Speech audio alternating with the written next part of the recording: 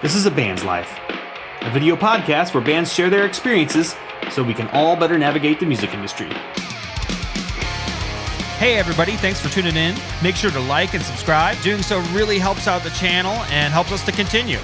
But for now, thanks for joining us. And tonight I'd like to introduce Takers Leavers.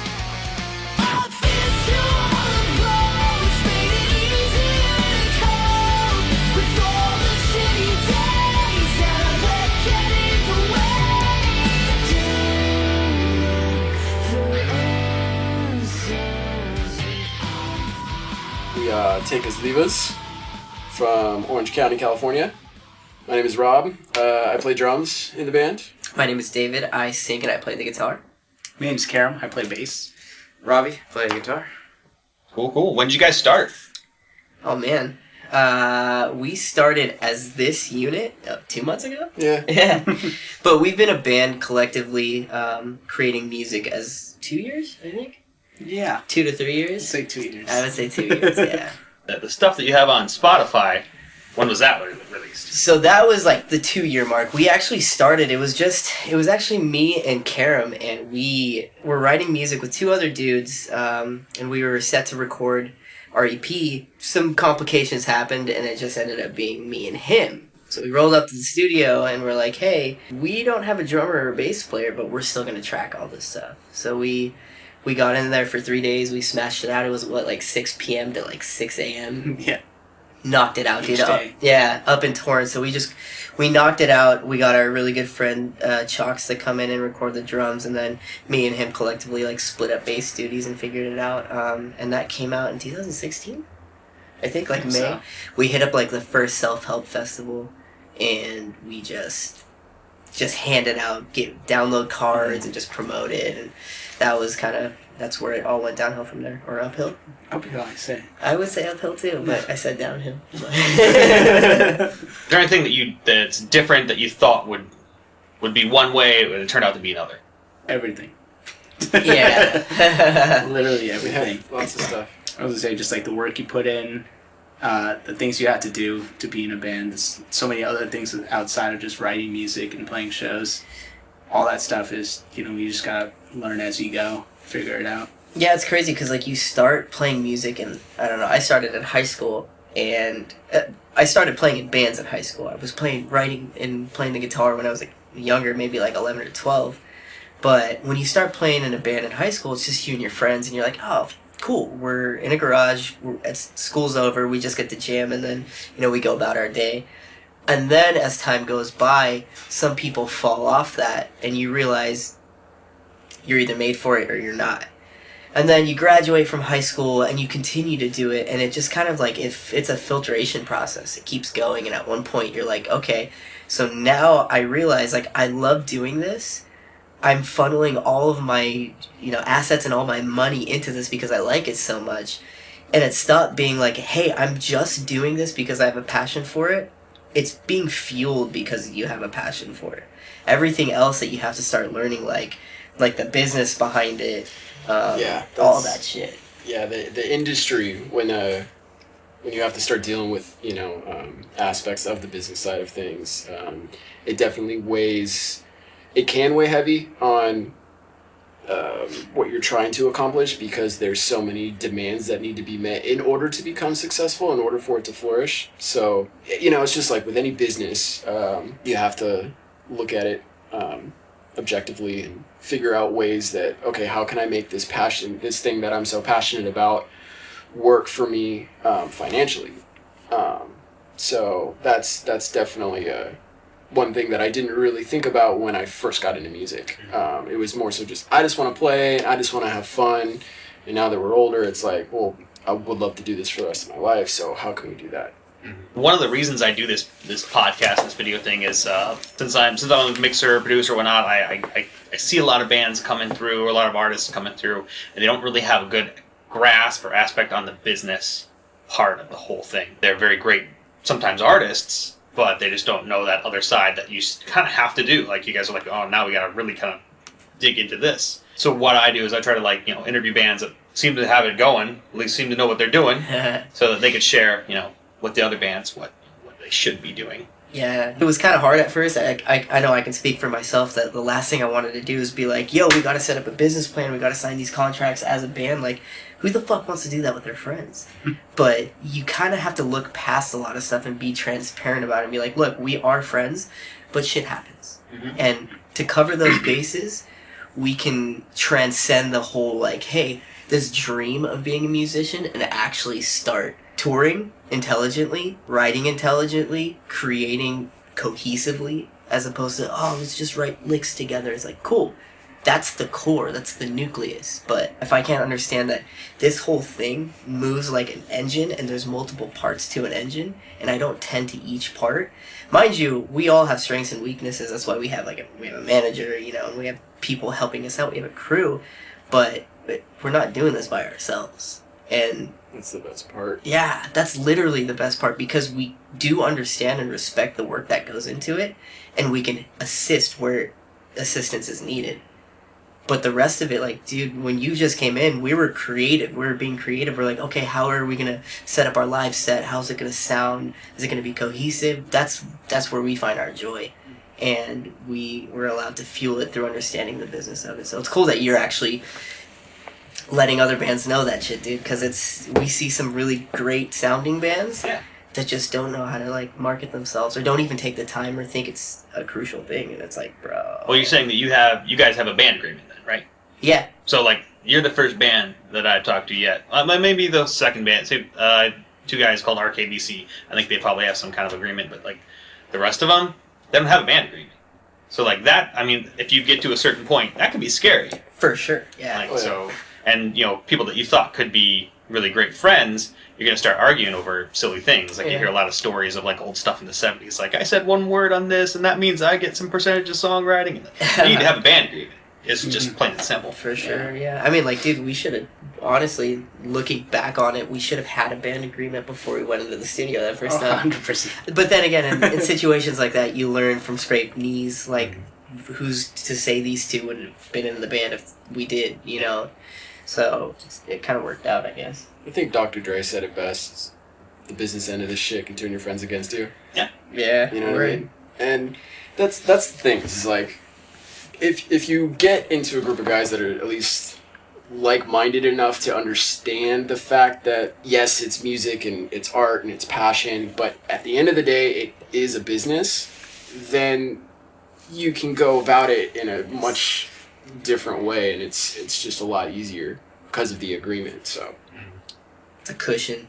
yeah, It's not like, fuck, what do we do here? It's like, just reference figure, you know, like section A, you know, paragraph 3.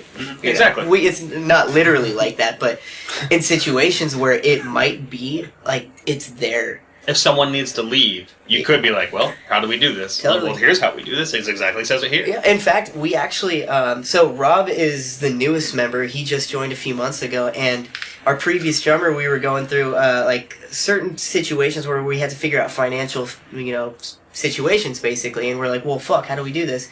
And I'm like, yeah, we have a band agreement. We went through and read it, and we're like, okay, cool, squared it off. Whereas in certain situations, something like that can blister and fester into something that's like malicious, like friendships, and like we would end up hating somebody or that. It's like, no, we don't do that because it's just plain and simple. This is the agreement. Done. Get over it. Move past it. Yeah. I had a friend that was signed that had that exact situation to where they're like, okay, now what do I do with the guys that, you know, originally were kind of in the band, but now like they were not very happy about whatever side project he was doing. Yeah. And that side project blew up. And they were saying, oh, well, that's part of us, you know, kind of be like, now how do you deal with that, you know? So eventually they think it was cool, but that could have been way worse than what they dealt with. right, yeah. One of the questions I normally ask is, you guys consider yourselves a business? And obviously, from the way that we've been talking the last 5 minutes, yes, you do. Do you guys like have any strategy meetings or anything? Yeah. Yeah. Stuff like that? Time to time, yeah. Not really scheduled, but it's more so like for example, we at the turn of the year we decided to get together and have a meeting about a 6-month projection of where we want to see ourselves and what things we want to accomplish and stuff like that. So, but it's never like we're gonna meet this Wednesday and talk about this particular thing. It's never like that. It's just like it's kind of always up in the air. So. I would say, dude, I don't hate the term business because it is what it is, it's the raw term, but I would consider us more of like an organized creative collective. We're a cult. Yeah, we're a cult. But we know that like with our creativity, especially nowadays, because there's things like social media, your Instagrams, your Etsy's, people are able to sell and like produce themselves. We just need to be on that same tier. And so it's like an organized creative collective. Like we can look at it in a way to where we're like, oh yeah, we do need to talk about this shit. Like what are we gonna do in 3 months? But man, Yeah, stuff coming up. the amount of sake that we drink at some of these meetings, dude, I was gonna say it's through the roof. to get through the meeting sometimes. Yeah, shout out to Kitakata Ramen for always being there for us. Let's move on to like booking and stuff. I was talking to a guy. I don't know if it was one of you guys. His name's Johan, or who was Our manager. your manager? Yeah, I didn't know if you guys had a manager or not. Yes, sir. So you have a manager. How'd you guys land that? That was actually pretty interesting. So our guitar player who was in the band previous to Robby, he was working at Apple at the time. Still works there, but it's a Mitch Hedberg joke. I used to do drugs. I still do, but I used to as well. But he worked at Apple with a guy named Johan, and Johan was really passionate about music. He's always been passionate about it. And he reached out to Kevin because he heard one of our songs called The Art, and he like fell in love with it. And so we ended up having a meeting with him because he expressed interest to Kevin, and he said, hey, I want to manage a band. Would you guys be down? And we're like, well, it was just 4 assholes at one point, and then it ended up being 5 assholes because we loved Johan so much, you know? Love you, Johan. But we like, it worked, dude, because he ended up doing all that stuff that, and still does the stuff that we kind of don't want to do, but know needs to be done. Like, I don't want to sit there and reach out to promoters and do this and do that. Like, I like, we all have a lot on our plates in terms of, like, fueling this vessel, you know? And so he really helps out a lot. So we just had a meeting with him through Kevin, and then I ended up getting a job at Apple, too, and I would see him on the daily, and so it was perfect because we just talk shop then and there. That's brilliant. You're stuck around the same people. That could be terrible, too, but... Thankfully, we didn't see each other, like, regularly. He did something different, so I would, like, walk to the back and we'd talk and, like, sift through things and figure things out and be like, okay, cool. It was like little mini meetings, basically, which was tight. Yeah. You know? So, like, just constantly staring at the same dude, like, all day long. Yeah, yeah, definitely, yeah, for sure. So, you say he does the booking then, right? Yeah, he technically does, so, like, whenever we book stuff, I'm not really savvy. I know a lot of promoters, but I don't like booking shows. And, like, we used to kind of manually do it. Somebody would reach out to Robby, and Robby would be like, hey, you guys want to play the show? Or, you know, we still get the offers from our friends and, like, peers and stuff. Mainly what we do is we go, hey, email Johan, give him all the info. He'll reach out to us, and he'll figure out if, A, we're available to play the show, B, if it's, you know, if it makes sense for us to play the show, you know, radius clauses, etc., things like that. And then he'll kind of tidy it up there. But we are trying to, like, reach out to agencies and, you know, different, like, we just booked a tour with the Dreamer agency that he did most of the work. We were like in the loop, but he did a lot of the work and he crushed it, and but we're really excited for this tour that's coming up. Starts March 8th. Yeah, so we're excited. Where are you going? Southwest. Right? Yeah, Southwest Minnesota. A lot of the dates are in Texas, so we'll be there during like South by. So we're pretty stoked on that. Yeah. It'll be a lot of fun out there. We just picked up the van today. We're really excited. Fuck yeah. Yeah. It'll be fun, and booking is always interesting because when you start as a band, it's like play as many shows as you can, and then it's like, okay, you've played a lot of shows. Now you don't want to spread yourself too thin. Now you gotta Spread the web across as far as you can, you know. So you try not to do so many shows within a certain area. Yeah, I mean, if you're playing Chain Reaction every other week, you eventually kind of, the way I see it is it's like a bar band. You know, like every Thursday night, this band's playing there, and that's cool, that's great, but you end up... closing yourself off, putting yourself in a box. Yeah. You want to expand, especially when you keep in mind of the business aspect of it. You want to reach as many different demographics as possible.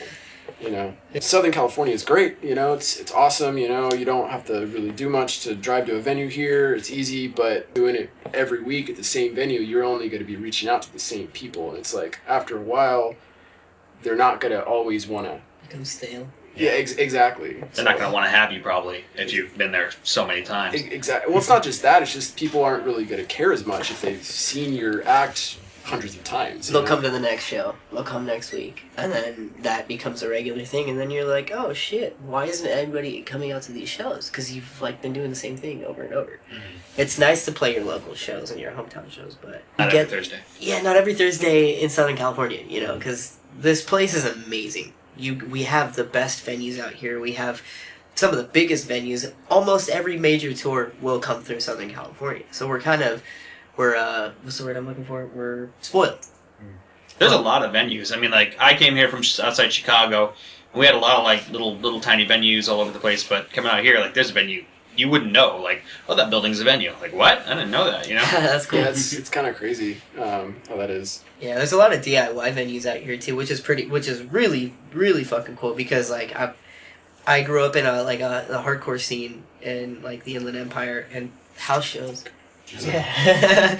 the house shows and warehouse shows and even barn shows. That's a story I gotta tell you guys. It's really cool.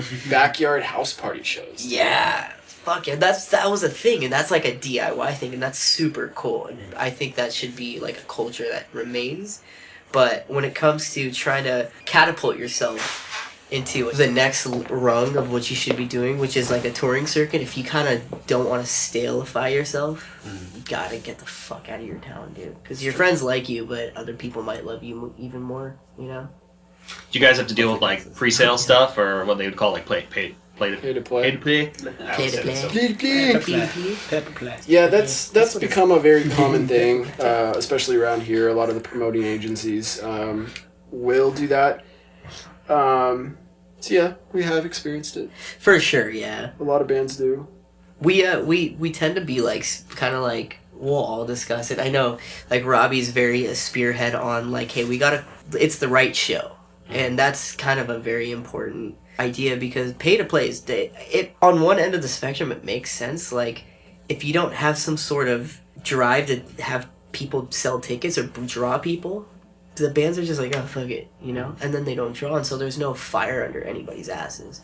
And it's almost like a necessary thing here because there's so many bands in Southern California that it's like, fuck it, you know? Yeah, the market's very saturated. Yeah. I was speaking to a band from Florida last week, and they said they have pre-sale policy in most of the venues. He said, but they don't make you pay it if you don't reach the threshold. Right. He's like, basically, if you don't reach it, they're not going to have you back. Which I thought was a great idea. idea. Blacklist thing?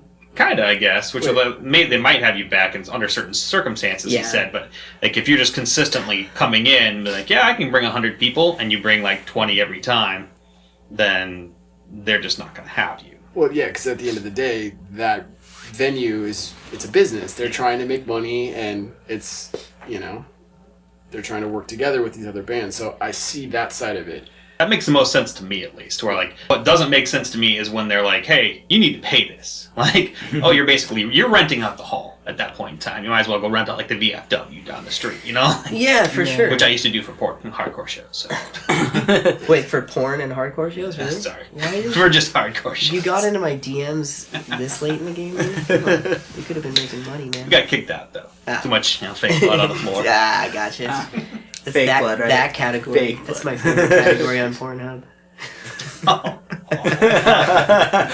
Sorry, Mom. Not. You guys do like any show swapping, or is that what Johan takes care of too, or wait? Show swapping? Are we still talking about We're still talking about Did you say show or swap. spit? Show swapping, as in Like, you know, you meet a cool band somewhere else, and you just, hey, well, you know, when we're coming through, we'll just yeah. Really good friends of ours in a band called the Montel Jordans from San Diego. We love a band called Gigantus. They're from Chino. Honestly, dude, because we haven't really like branched out of our home base yet. It's not too far off, but we do have like friends in other places, like bands in other spots that we can't wait to tour with and play with. You know, we always tell them like, yo, if you guys come through here, you've got a place, you've got people to. You know, you got heads at shows, basically, and local bands that will play with you. Would you guys technically call the genre you're in? Would it be like post-hardcore or what? Bubblegum pop rock. I've been asked this so many times. Yeah, I know. I guess it's kind of rock, but I would just say, I say rock and roll because there's like, I don't, at the risk of sounding like a trite asshole going, yeah, well, we're like a subgenre of post-pop hardcore with little tendencies of this. Like, I don't have the breath to explain that. I'll basically say, yeah, we're like rock and roll. Here, listen to us. Yeah, it's so much easier. It's like, here. Yeah. It's funny because like I feel like I get what you're saying. Like it feels like you're being pretentious or something. It's annoying, but at the same time, like metal has so many different like teeny tiny subgenres, and they're always like super excited to be like, no, we're this friggin'. I'm like, what is this now? Like, Yeah. Math crap chord divided by 7. Whatever the fuck that is. Oh, man, I love this movie. would you say that there's like a lot of camaraderie around like what your scene would kind of be? Fuck yeah. Yeah, I come from a metal band, and being in the metal scene, there's a lot of fucking egos. Like, I love metal music, and I love the scene, and it's nothing personal against anyone. But to answer that question, I've noticed that there's a lot more love in this type of genre, I guess, whatever you want to classify it as, compared to other genres, so that's pretty cool. See, I came from a hardcore, like a lot of hardcore shows, and I fucking love hardcore. I love metal too, like absolutely adore it, but Rob's dead on. It's one of those things where metal musicians are very virtuosic musicians and very technical. And when you get to a point of technicalities, you get a lot of like, well, this is the way I learned, and then this is the way I learned. So it creates kind of like a sneer from across the room. Yeah. But there's still like a level of like respect there. But what I think the way we've started writing music, because we're not like a hardcore band, or we're not necessarily a post-hardcore band or a metal band, we have all these little tendencies because we all love all this shit.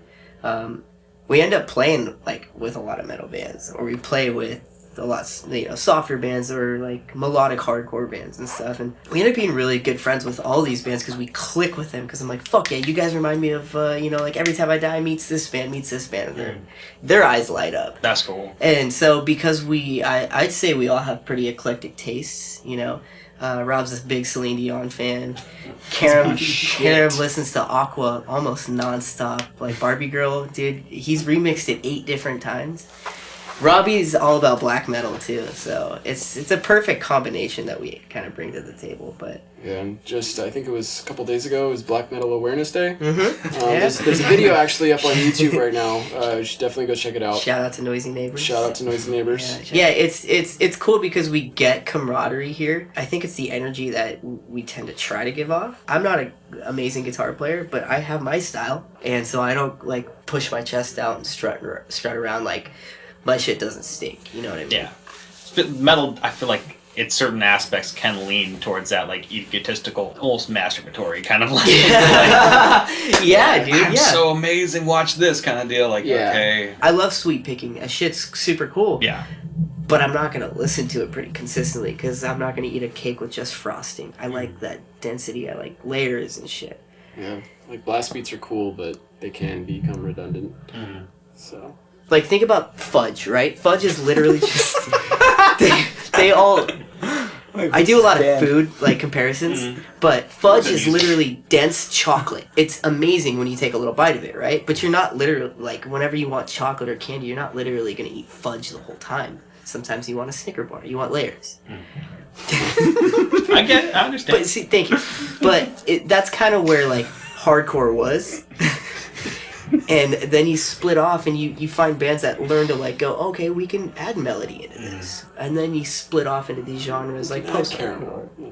You can do caramel, dude. You can fucking do chocolate on top. We can add nougat. Oh my god, Three Musketeers? Yeah, exactly. So that's, I get you on that. To me, it's, we were talking about it when Rob got dialed in. We're like, well, what do we like about this band? We like that it's dynamic. It's not the same fucking thing, like, pretty consistently. So we get to do cool shit. We can be like, alright, well, it's sounding like it's redundant now. Like, can we just switch it and fucking do something completely different? And so it's comfortable to be able to do that. Yeah. For social media, you guys all take care of that, or is that something that Johan takes care of too? I think we all take care of it. David does a lot. I do a lot of just like the Instagram posts and stuff, but it's kind of like the voicing is very it's almost neutral, but it still has like a character to us as like people. I think at least I try to. But when it comes to like the stories on Instagrams and things like that, it's kind of a free for all. Like we'll be in the studio here tidying up, getting ready for tour, and like Rob will whip out his phone and be like tour prep, things like that. But it's the social media is kind of cool because we had this discussion at one of our band meetings. It was like where our personal social medias play a role into the band's social media too. You know, like our influences with our people are going to be different than the band's. So how do we tie it all in together? I think we all do kind of a healthy role. Like, yeah, some of us, you can't have like 4 people doing the social media without it being like a clusterfuck. So there are certain things where like I've seen some people, one person takes care of like Instagram, one person takes care of Twitter or something like that. Yeah. Is there anything like that? Do you guys split that up at all or no? It's still like a free for all. Still free for all. Yeah. You guys have it all logged in on your phones individually for like the band? Yeah. That's a good idea at least. I think what we tend to do is like at least what I do is I'll forget that I'm on the band's page and I'll just kind of go through my like the feed and I'll like stuff and just comment on shit and then realize like, oh shit, I'm commenting on the bands, but whatever. That's cool. Actually probably the best thing you well could do is like, you know, especially with other bands that you guys are friends with or even like fans of whatever your page is, like going through just having conversations. Totally. People get to have like actual conversation with you guys. That's a little bit closer to having a real good fan, you know? That's what actually I've come to learn is really important is the actual genuine interactions that you have on the page. It actually also triggers Instagram's algorithm that it's more active and it's, you know, it's Willing to promote you more. exactly. So, and it's always changing. So having us all able to do it whenever and however is cool. Yeah. Rather than have just one person delegated to do it.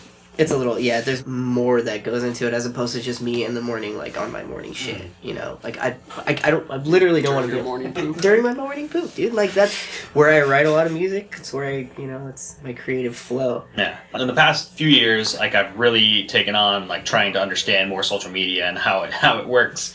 And, you know, when I record bands and I produce bands or I'll mix bands or whatnot, they'll talk with me afterwards. All right, what should I do next? You know, kind of deal like, well, you know, you really need to talk with people that are your real, you know, that could be your real fans online. Just like talk with them. Like, yeah. I actually have to do stuff. I actually have to. And that like, you just see it drain from my face like, oh, I can't just set this and forget it. Like, no. Dude, that's the worst part is like a lot of people will just post and then you see a shit ton of comments and they haven't, not only have they not responded, they haven't even just liked the comment, you know, to show that you're active and you're actually people. When I was younger and when social media was becoming a thing, Facebook and like Instagram and Twitter and things like that, it was cool to see your favorite bands and musicians and artists responding to stuff. Like when Reddit did AMAs, and like I remember he did one for Anthony Green. I'm a huge like circa Anthony Green Samson fan, all his projects. I was like, dude, I hounded it. I was like, oh fuck, this guy's hilarious, because you learn about him that way. You either listen to the person's music or see pictures. That's it. You don't actually see what they're like as people. And so when you can do that, human element. Yeah, for sure. It gets rid of that. It almost inspires you to a point where you're like, okay, it gets rid of the whole fuck, this person's like, I'm gonna stop extolling this person and I'm gonna start realizing that I can do the same shit they're doing. Yeah. And it just kind of catapults you a little deeper. Every little bit, you know, talk or anything with the fan, like that'll actually, you know, you'll have a deeper relationship in that way. You know, for a long time, I was in a bunch of different recording studios and I recorded crap. It was just like parents that had a lot of money when they wanted their kids to be YouTube stars. Some of them were somewhat YouTube stars. Some of them were all right, and a lot of them were just awful, freaking awful. So I had to mellow down a lot of vocals, and it was just awful. So I kind of quit that thing. But what I kind of picked up from them is like their parents and whatnot, they were all behind the pushing of the social media aspect, and they were doing well. Even the awful kids were doing pretty freaking well. So like I really feel like if bands kind of picked up on that and did more like, hey, what's up? We're practicing today, and we thought this would be funny, or you know, anything that they could do. Like one band, like, oh, we made this gingerbread house the other day as a band. It's like, you should just like take a picture or film some aspect of it just to say, hey, like this is funny, right? You know, like this is stupid. You know, it's just like a little glimpse into the life of the band. I feel like people really want to see that, and not a lot of bands do it. So the first band I feel like that could really kind of hone in on that is probably going to do really well. Yeah, we're working hard. We're trying to like set up like a skit series of all the Yeah, like, for antics sure, and yeah. such. So That's hilarious. Him and It's on the way.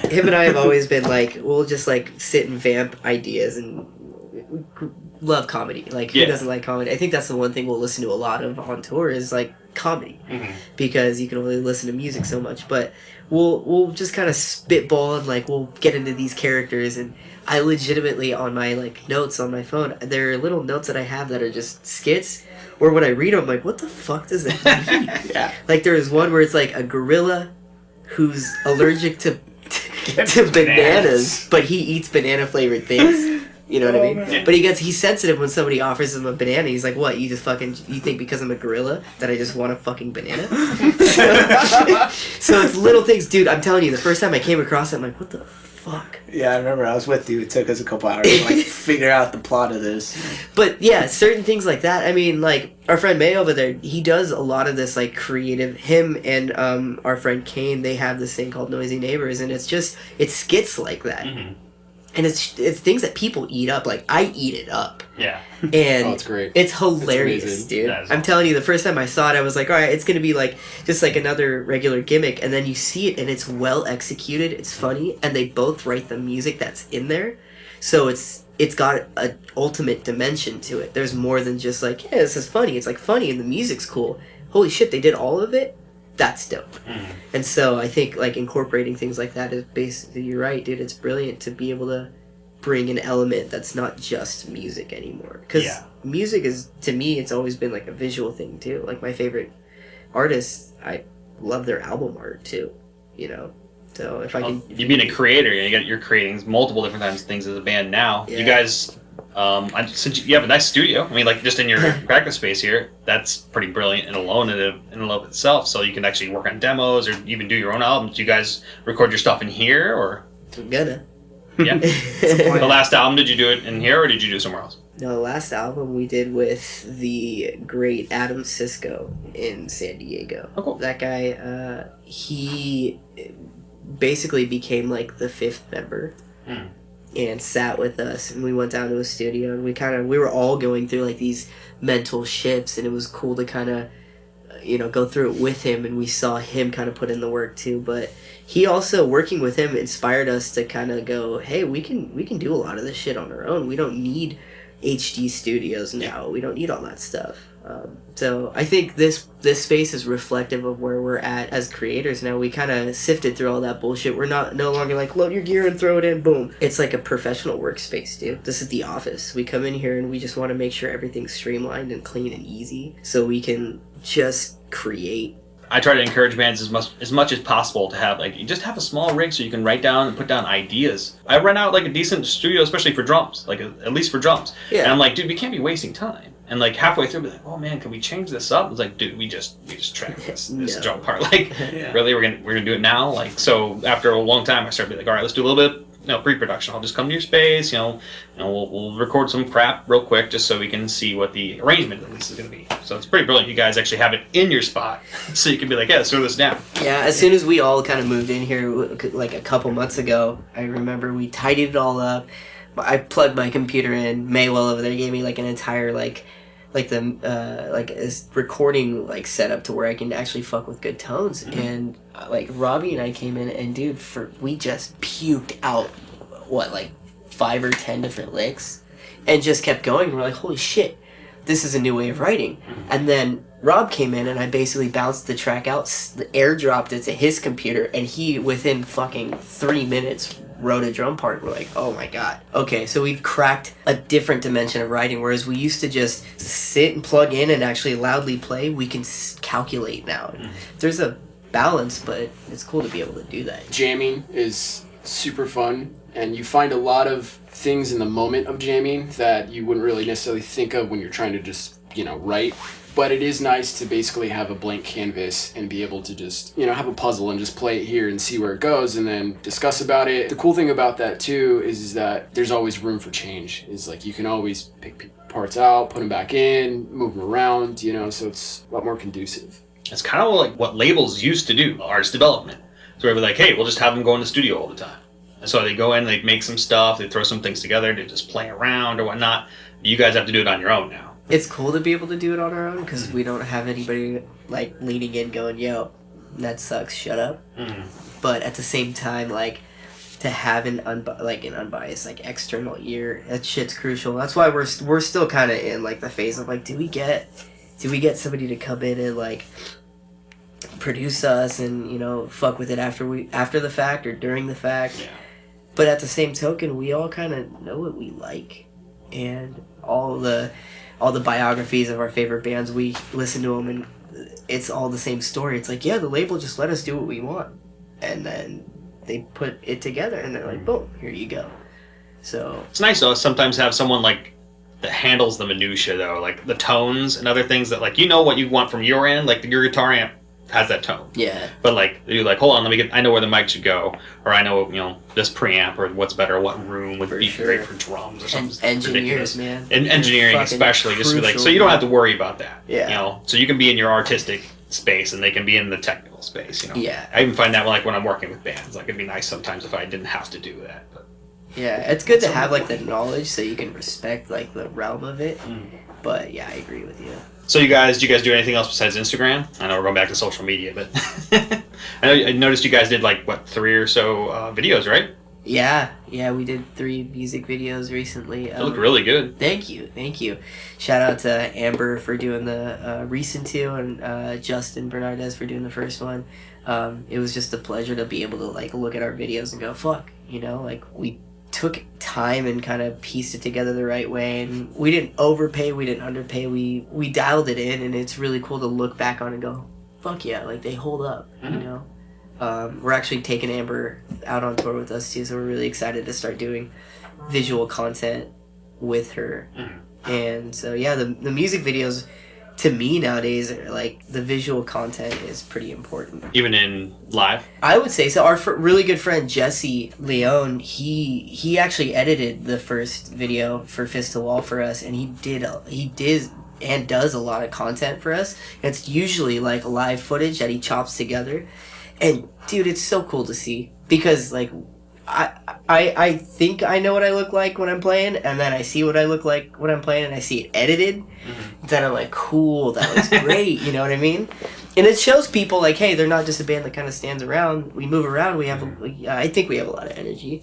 Jesse captures that, and so I think that's pretty important too, because like we talked about, everything's important. It can't just be like a picture. It can't just be album art. It's got to be this whole like, oh fuck, that's cool. Oh damn, that's cool too. You gotta just indulge in it. I noticed that was it the Fist to Wall song, right? Yeah. It had like almost 50,000 spins on Spotify. Like that's quite a bit. How'd you guys pull that off?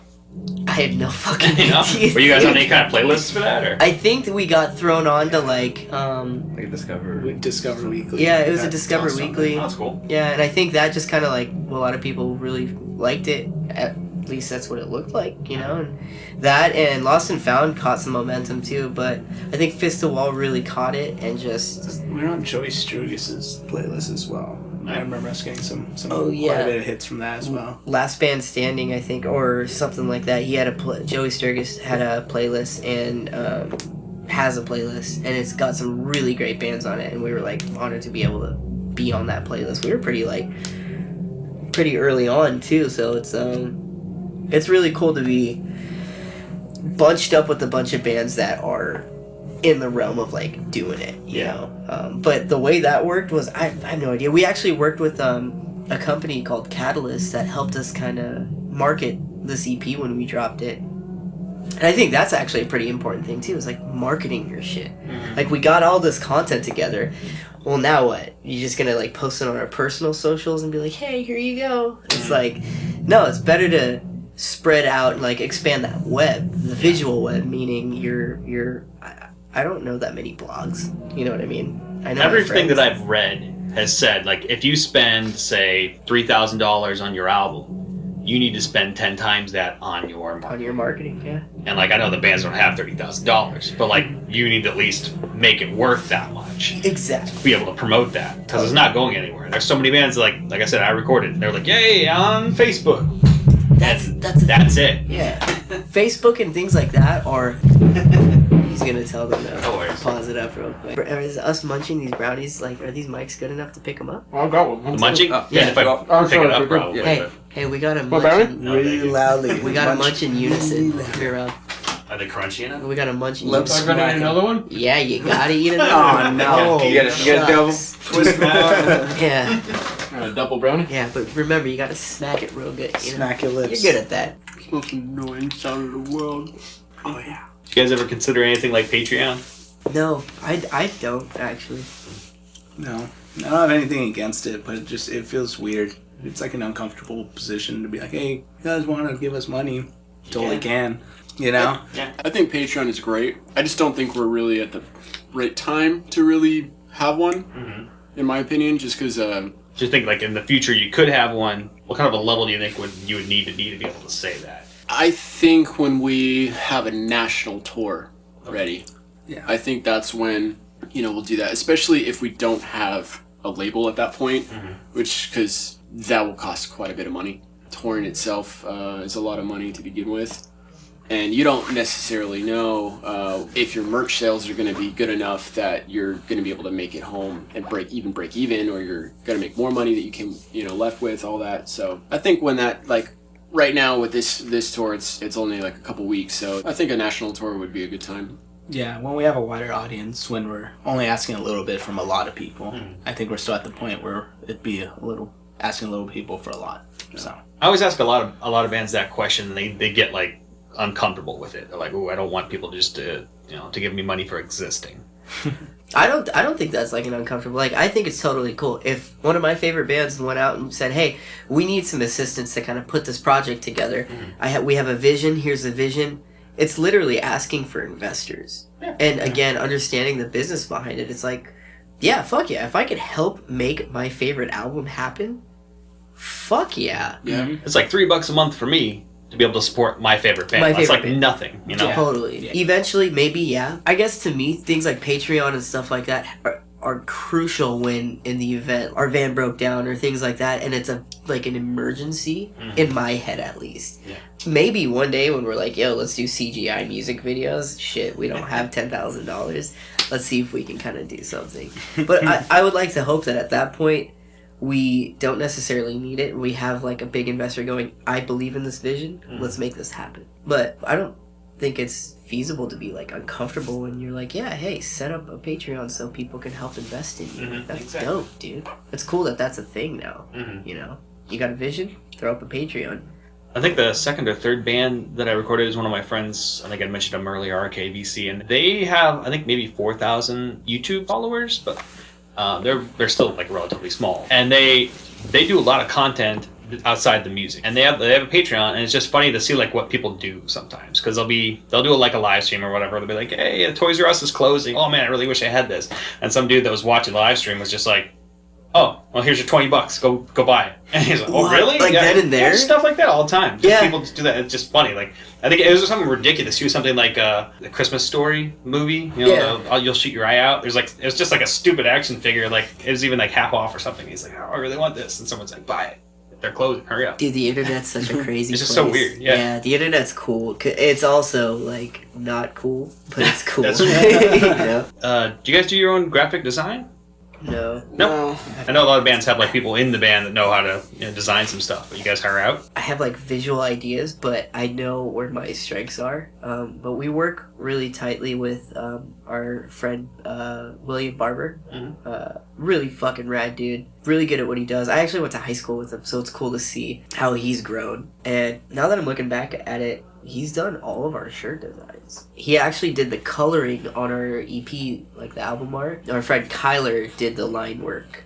And so it's cool to be able to have like a tight-knit group as opposed to like, oh, let's just outsource it just because we think this guy's art might be cool. Like, whereas we can kind of trust certain people to do it. And it's cool to be able to just be like, hey, here's a few ideas, here's some lyrics, here's like the sound, here's the masters of the EP, draw something. But when it comes to visuals and graphic designs, we work with few people doing like tour flyers and stuff, but I've literally never posted like, hey, do I know any graphic designers? Because I know graphic designers, you know, and like I know what kind of style they do. And it's kind of nice too that he would know you a little bit, so he kind of knows where you're coming from. I have a friend that's a graphic designer, and the endless amount of trash he has to go through to like, I want this, and I'm like, here it is. Okay. That's not what I was thinking at all. Yeah. But Yeah, there are times where we're kind of like, with what we like, we're kind of assholes. We're like, all right, fucking new plan, you know.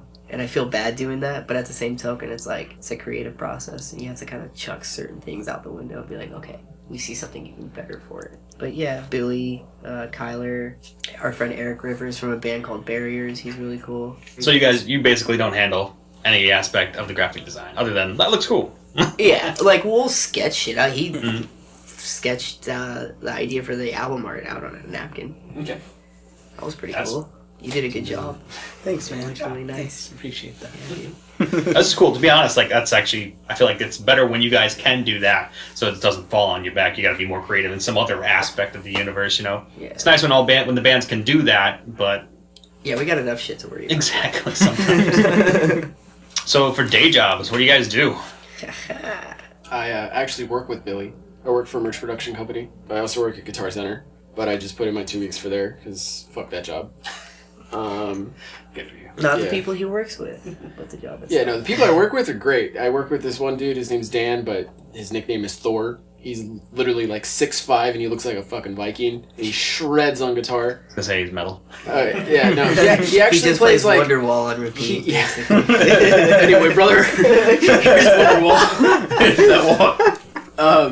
Yeah, no. So yeah, those are my 2 jobs. The merch company is really cool. It's a newer job for me, but the business itself is cool because we work with hundreds of bands and clients, from small bands to huge bands, like Warner Music Group and stuff like that. So it's really cool to see that side of it, because in today's age in the music industry, like, to make money is a lot of it is in merchandise. So it's really cool to be in that side and see everything. So. Imagine it informs you on how you guys get merch too, doesn't it? Right? Totally. We yeah. got our merch from them. Is It's that how pretty you cool. guys Yeah. use it? It's really cool because like when I first started out in music and trying to print merch and do all that stuff, it was difficult because I didn't know shit about the quality of the t-shirts, the process in which to print certain inks on certain colored t-shirts and all that stuff, and it can be kind of complicated. So to have that under the belt is pretty cool. I've actually like hopped in where he works just to help out a little bit, and it's really cool because it's not like a DIY, like, hey, here, like, I got a screen printer. It's a fucking legit warehouse where you see how important like certain people's jobs actually are, and like there's a lot that goes into it. Yeah, I've like his manager Trevor has given me like the tour, and I'm like wide-eyed tripping out. Some of these bands, like, I fucking love some of these bands, so I'm like, holy shit. The amount of boxes of merch that some of these bands have is like, holy shit, that's the money right there. And obviously we're not like fucking, we're just doing this for money, but like it's giving us insight to where like, oh shit, maybe we should focus on our merch a little bit more.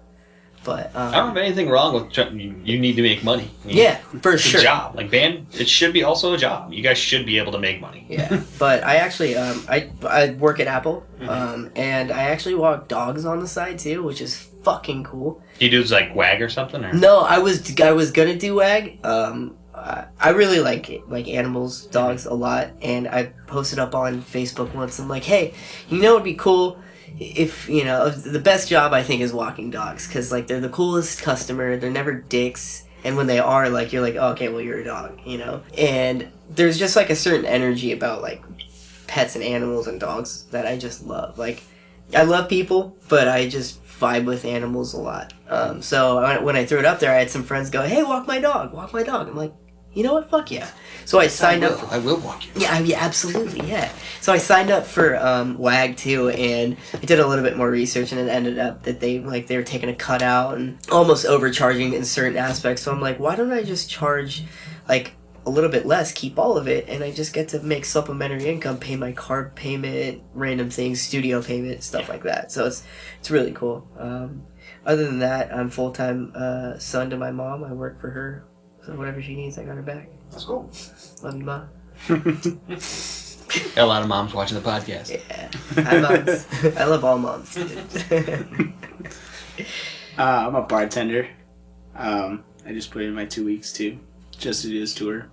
So Damn. luckily I'm a bartender. There's a lot of bars out there. That's true. I mean, feel like I that's a need pretty to good job. go You can to kind of weeks. jump in and out whenever you want. Exactly. Yeah. You guys all quitting? And they come and go to do so this tour? quickly. So Me? No. it's fuck fine. No. I still have a job. People suck, I'll be though. stoked Yeah. for me. People really suck. Yeah. It's I imagine you get a lot of abuse in that job too. totally. It is Yeah. Physically, mentally, everything. You know, people aren't really nice to bartenders in general. You know, they think they Don't would. tip you $1 per drink. Yeah.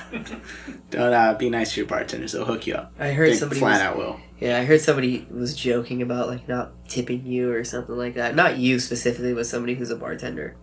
Yeah. Was like, yeah, don't joke about like not tipping because I'm not doing something that I like hooking you up or something. It's like, fuck, dude. Yeah. Don't ask for a fucking. Yeah, be nice to dude. people in food service, whether it be drinks or 100%. food. Like, don't be a dick. Just Yeah. be nice to people in general. Yeah. A Be spanking. excellent to one another. Fuck yeah, dude. Oh yeah, Robbie, what do you do for a living, dude? We literally don't know what Robbie does, so we're all finding out Drunk. together. So yeah, I actually do like the corporate, non-corporate thing. I work for Nordstrom in their fraud prevention department for their credit cards. It's, you know, it's fun as it sounds, but you know, they're flexible with being able to go on tour and record and do all the things that I've been able to do and wanted to do and work around the band stuff. So it's been cool to have something that fuels the dream and to like go back to it after like a 2-week tour. Don't have to put my 2 weeks this time. Yeah, it's nice. I mean, like you have probably the most businessy of anybody in the band. I mean, the reason I asked the question is like, hey, what's the kind of stuff that you could get into that'll be okay with you taking off a couple weeks for tour or whatever? Yeah, it's worked out, you know. I'm just being very strategic about the actions I take to make sure that I can be available for the job when I have to be, and then, you know, be available for the band, more importantly, when I have to be. You guys ever done like I guess I asked about WAG, like anything else like that? Like, was it Postmates or This was a long time ago, but I used to work for this company called Restaurants on the Run. was it like pre-Uber? It was. I think it was pre-Uber. I can't really remember. I think it was. But it was essentially just mobile catering. But it wasn't necessarily for like residential. Sometimes it was, but it was more so for like offices where Okay. like they would have Big business meetings and stuff. exactly. They would have like large catering orders, and I would have to go with my big ass bags and drive over there to the restaurant and pick it all up and set it all up and make it look nice. So that was about it. When I moved here, I worked as a runner at recording studios, and I Okay. wonder if they even have them now because I like Postmates and whatnot. Just be Right, like, exactly. "Hey, drop it off. I'm like, okay. Yeah. Robbie plays or played, I don't know where it's at right now, in another band, and his singer is a really good friend of ours. He does Uber, right? Lyft. Yeah. And like I know a lot of musicians that do that because when they come back from tour, it's like boom, you still have income, you know. But you can probably do it on tour, to be honest, depending. Yeah, with the van. Yeah, Get that's in the a van. Fucking great idea. Uber pool with the fucking van, bro. Yeah. Yeah, just fit in the trailer. Ignore the 18 pairs of shoes and the fucking baby wipes right there that have been used. I've been doing Uber Eats. I did Instacart, and I did Postmates. I'm putting together a video like, hey, for bands, be like, hey, this is an easy way to make some side money to promote your music or do some recording, or whatever. And some of them you can make some money depending on what it is, so it's kind of nice. I heard somebody on like I think it was New Year's or something made like $500 or $600 in one ride from here to like LA or something like that. It's like Good. Jesus. Dude. Person's just drunk, just keep them riding in circles. Yeah, for sure. And they just didn't even know. They're like, oh fuck, whatever. I've heard of people taking people like Las Vegas. On an Uber? Yeah. I've Bro, heard about what it. the fuck, really? Yeah, it's It'd a be thing. like $700, $800 or whatever. Yeah. Just buy an airplane ticket. Yeah. That's wild. I'd drive to Vegas for fucking $800. Kind of haven't eaten. One thing I like about it is that I don't have to talk to anybody because I do the food parts, where it's just like Uber Eats is the best for that. They're just the lowest paying, but like it's literally like pick up the food, here you go. So just like podcast constantly. Just like, sweet food, here you go. That's fun. Like I don't. Yeah, that's kind of cool. Yeah. I can do that, not a problem. I'd mess with that. To deal with people. Yeah. Also, another question that I normally ask bands: relationships. Like band can kind of be like death to relationships sometimes. How do you guys deal with that? Friends, family, significant others. Oh, my entire family hates me. My dad was not happy when we moved out here. They gave me crap about it for like 8 years. Yeah, I feel you. You know, I mean, at least with family, I've had my fair share of conversations with my sisters and my mom about it, but for the most part, they've been very supportive of me, you know, going after my dreams and passions and stuff. They just want me to be okay, you know, and be successful in the world, you know. And in terms of like relationships with like a girlfriend and stuff like that, in my previous band, I didn't really have much room for a girlfriend in my mind, just because it was always the band first. Like, the band was my girlfriend. Being in a band is like having 5 girlfriends. So it's a thing that you just have to have like a healthy balance with. You know, I've never really, like, if it ever came to a point where I was in a serious relationship and they were not allowing me to do the things that I want to do, and they were basically giving me an ultimatum, like, I'm not gonna sacrifice who I am for someone else, like, at the end of the day. So, yeah. Yeah, I feel that when it comes to like family for me, I'm the baby of 5, and all my older siblings, they've all generally been very supportive of it. It was my parents that started out very like, yo, you're gonna go to school, you gotta do this, you can't do music. Well, you know, they're very old school, so that was like a tough shell to crack. Over the like past like 10 years, I've shown them like, hey, I'm serious about it. I remember I actually explained to my mom once, she helped pay for the first EP that we recorded. I had to explain to her the plan and like why it was going to work, and we're like, okay, once we get it, then we sell it, we make the money, and we get momentum. And I literally mapped out what a band and like the music scene is for her. And I like think a business plan for your parents. 100%, dude. Yeah, you have to do that, especially like you know, for lack of a better phrase, like us two, we're brown, and like brown parents are kind of, you know, old school, and it's very like, you're not gonna be a doctor or a lawyer? Get the fuck out of my house. And it's like the last thing you want to hear from people who you hear are supposed to be supportive of you.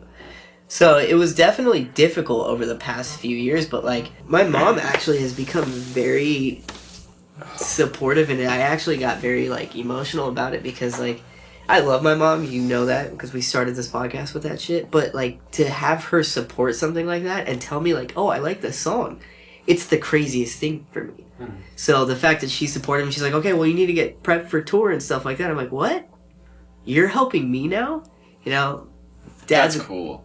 Hey, dude, I'm telling you, like, I got real emotional about it. I'm like, what the fuck? Like, I hung up on FaceTime because she's in New York right now, and I'm like, really? That's cool.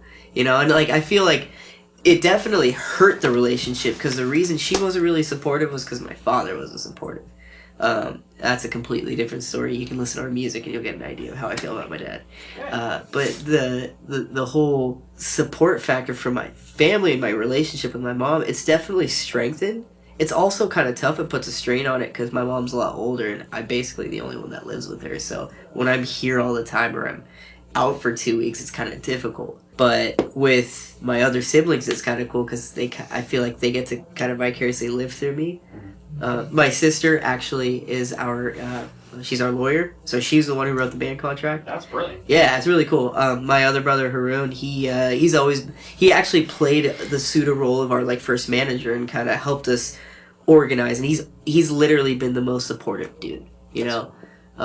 My other brother Esau, you know, he's always asking me like, what are you guys doing next? He did some photos for us once, and then my oldest brother basically introduced me to all the bands like that I grew up listening to. So family's cool with that, but when it comes to like relationships, like I basically vibe with what Rob said. It's kind of tricky because what a lot of people see in a relationship now is like, hey, solid, sturdy job, things like that. I want to see you at least 3-4 times a week, etc. And it's like, yo, I'm going to be gone for a month. What are you going to do then? You know, so it's definitely, it requires a certain type of person. And I think we all go through these experiences where we think we found the one, and then we don't realize we're months deep, and it's put an entire strain on everything. We're like, fuck, what have I done, you know?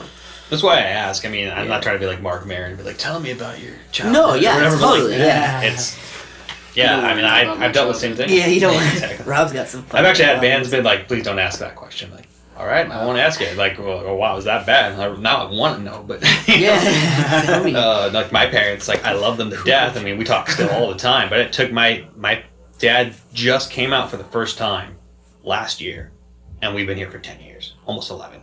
Wow. So, and I have 3 kids. So he's never we go there all the time. He's like, I'm not coming out. And then Actually, whenever I talk to him too, they're like, so That's you're not coming back, practice, huh? yeah. It's like this is the conversation every time. Like, no, I'm not coming back. Yeah.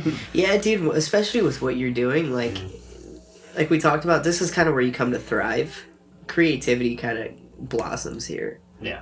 It's always, I feel like it's always going to thrive here, but it's also it's going to be kind of very, not dog eat dog, but almost watered down. Not in a bad way. There's just a lot of bands, dude. Yeah. There's a lot of artists. There's a lot of creators out here. How do you sift through and find, like, good ones? Yeah. Fuck. Podcast, the interview. Podcasts. The bands that do podcasts, you guys are going to succeed, man. It's hard sometimes getting a hold of them. Like I sent out like 50-something emails the other day. It's like, oh, I like these bands. I'll go through and find bands and bands. Now I kind of, the last 2 or 3 interviews, I've been like, hey, just who are some friends of yours? So I can talk with, hey, Yeah. I was with these guys last. I don't know if they're just scared of being on a podcast or they, well, maybe they just don't like it. Who knows? I feel like certain questions, like when you ask the questions about relationships, which you guys feel free, obviously, to like hop in and elaborate, but like they can be scary questions. I would say though, if like you guys are in bands and in relationships, you're trying to make those 2 things work. You're trying so fucking hard to make them work, and it's not working. Be the bigger man and fucking step away and figure out what you provide to your relationships and what's worth sacrificing, what's worth not. You know, don't spread yourself too thin. Yeah, I mean, it's kind of like being in a band, you know, you have to surround yourself with the right people in a band, you have to surround yourself with the right people in life to be able to thrive, and, you know, it definitely delved into relationships as well, and I'm really fortunate that I have a really loving girlfriend, Shirley. I'm sure she'll be watching this podcast just to see how awkward I am. We'll get one she's kind of like the band mom. She does errands for us. Thanks for She'll the bring us cupcakes and the brownies. Yes, Yeah. thank you for the Yeah, cupcakes. so I mean, without Every that kind time. of support, you know, it wouldn't be possible. But you know, she understands how it works to be in a band. You know? Yeah, there are people like Shirley, like you. This girl, I remember we were playing the show in like Pomona, and there was like an emo night going on in LA, and she like went to both. And that's like not a 10-minute drive up the freeway. It's like That's commitment. Gets commitment, and she made it. And it's like that's the type of person that supports, goes out of their way to think outside of the box, and helps with supplemental things. Like, dude, she helped with merch table setup. So that's a crucial type of person, you know. So She just a fan, or was she? she met Robby. I mean, you obviously, I'm not gonna say your. Yeah, It was your girl. Yeah, we met actually. Random. No, she's been my girlfriend for like a year and a half. We actually met through my last band, and then she kind of, when we first started talking was actually just when I started joining, when I just joined Takers Leavers, so it was kind of cool that she saw like how I kind of came up with the band and got here from basically the starting point from where I came into this. So, Do you guys have any information or good advice that you've gotten from like other people in the industry? Yeah. Good don't friend. play in a band.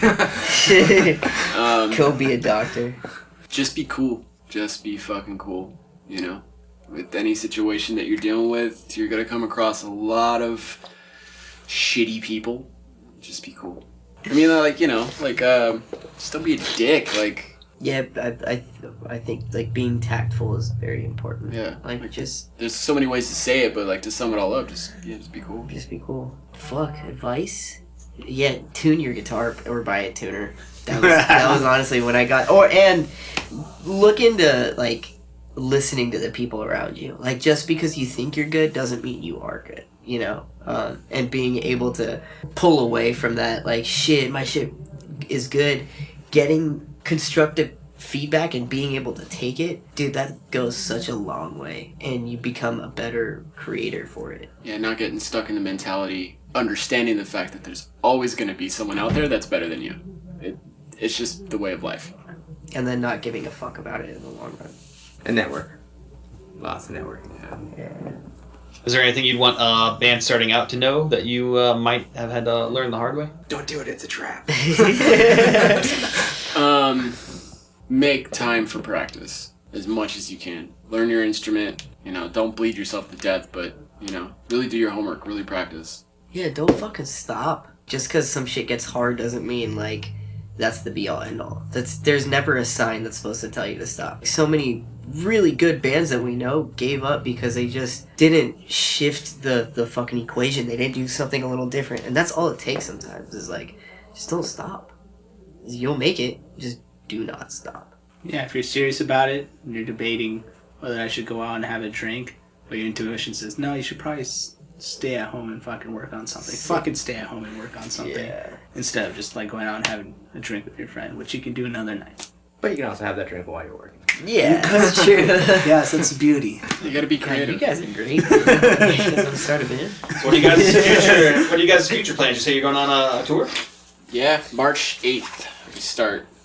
March 8th through the 23rd with a really dope-ass band named Elk Grove. They're fucking really cool, and I've been listening to them pretty consistently the past few weeks.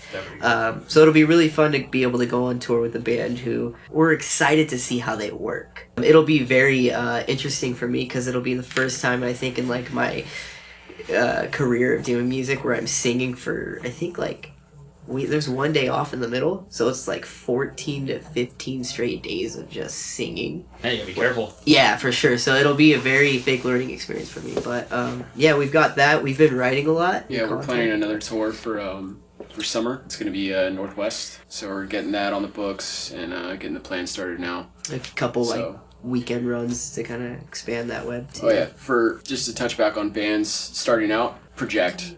Get together and have a projection of your year. It's important. Because you don't want to be sitting there going, what are we going to do? What's next? You know, it's a lot easier when you have a plan of action and then take that day by day. Yeah, so. Band meetings are cool when you go out for drinks and stuff, but take it seriously for a sec and just like realize what you're doing and set the plan and then celebrate. But set a fucking plan, because if you don't, then you're just going to be like, all right, well, what's next? Just sitting there with your thumb up your ass. Yeah, some people like that, though, you know? I still do that. He really likes it. I do it with a plan, though. Yeah. What would you, I mean, like, would you say, would it be about music, or would you also include, like, social media and stuff into that? Everything. All of it, dude. And literally, what we, like, we will all make little notes of shit that we think is important, and we'll bracket it up. Like, on our, like, whiteboard, we have little sections, like, tour prep tasks, gaping buttholes, set lists, visualizations, what do we need for merch, like, plan outs, like, obviously not everybody can do everything. Like, Rob and I will kind of spearhead a little bit more of the merch, and Karem does a lot of the electronics and setting up live sets and things like that. Robby's, like, one of the greatest organizers, and he'll go in and, like, take all the audio that we, like, shit out on our phones, and he'll organize it, come up with the licks, and present it. So everybody's got a strength and weakness. Figure out what it is, and don't fucking hesitate to begin then and there. Just start, because you'll notice once you get organized, your time management is the biggest thing that sits in, and once you get that down, game over, dude. You're gonna succeed. Yeah. Just keep at it. And don't be afraid to express yourself. Like you have a voice. Use it. Don't be afraid to, what was that, Rob? Express yourself. Express yourself. I'm just saying this from personal experience. I've gone on many years, I guess, with having a lot to say and opinions and stuff like that, but it's taken me a while to actually have the courage and the confidence to express them and voice them. You know, let yourself be heard if you're in a group of people, because the worst that's going to happen is they're just going to be like, oh, well, let's do it. What about this or what about that? And then, oh my God, a dialogue starts and then it snowballs into something cool, you know, just from that one thought. So, any bands or artists you'd like to give a shout out, friends or anything else? I would like to shout out our friend Gene from a band called Differences. Just the whole band, Differences. Fuck yeah, Gene's the man. They're the sweetest dudes. Our boys in a band called Arson Choir. They fucking kill it. This is going to be a fucking difficult one, because, like, there's so many really fucking cool bands out here. Bears, because they're just cool as fuck. They play a lot of shows. Hell they're yeah. awesome. They're fun to watch. Yeah. Fucking the Warren Betty boys. Warren Betty. Differences, we already did. Desertion. Our buddy Famuel in a band called Desertion is one of the hardest working dudes I think I've ever met. Assuming we survive, those are our boys. They're the nicest people and very inspirational dudes. Differences. They're a really cool band. I like. Hey, our friend Gene. He Yeah. plays in that band. The sweetest guy. He's a great content creator. Yeah. Damn, dude. There's so many bands, and like, I'm gonna feel like an asshole once I start naming bands because then we can't fill it all. You know. Yeah. Havoc Faction. Fucking. Goddamn. I don't know. I like all of those. No bands. housekeeping. Our time is Yeah. up. Yeah. Basically. Yeah. Thanks, guys, for being on. Thanks for having us. Enjoy man. it. Thank you. Appreciate it, man. Yeah.